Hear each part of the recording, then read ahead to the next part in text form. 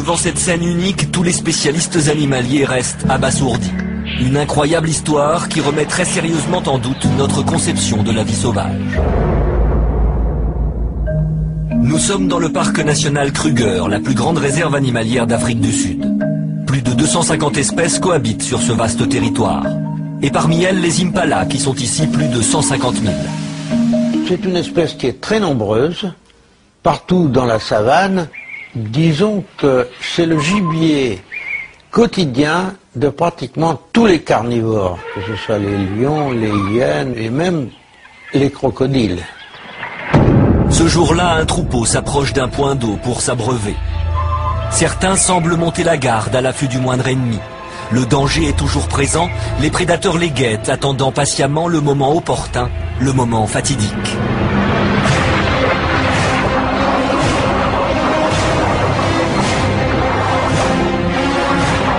L'impala, que soit mâle ou femelle, n'a pratiquement aucune défense en dehors de la fuite. Donc lorsqu'il est dans l'eau et qu'il est capturé par un crocodile, il n'y a pas de fuite possible. Il n'aura fallu qu'une fraction de seconde au crocodile pour s'emparer de sa proie qu'il ne lâchera plus. L'impala est condamné. Tenant à peine la tête hors de l'eau, il ne lui reste que quelques secondes à vivre. Quand l'inimaginable se produit, un hippopotame charge le crocodile. L'impala est délivré d'un sort funeste, et pour une fois c'est le crocodile qui a pris la fuite, forcé d'abandonner sa proie.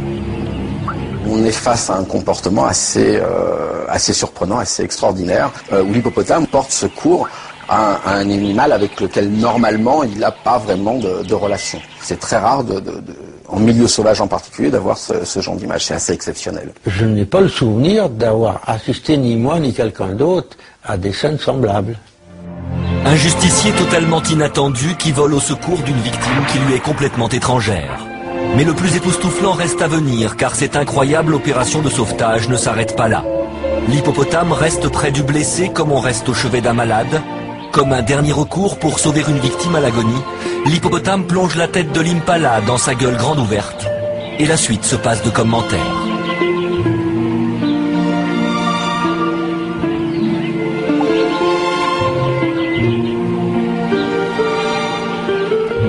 L'hippopotame essaye par un moyen qui lui est propre de réinsuffler un peu de vie. Il n'y a pas de raison que deux individus, même s'ils ne sont pas de la même espèce, n'aient pas un minimum de relations d'entraide et de sauvegarde. C'est presque de l'assistance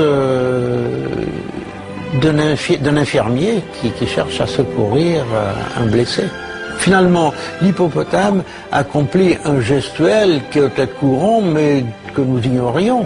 Compassion, instinct maternel, cet hippopotame a exécuté une mission de secours hors du commun à l'origine de la scène de vie sauvage la plus spectaculaire jamais filmée.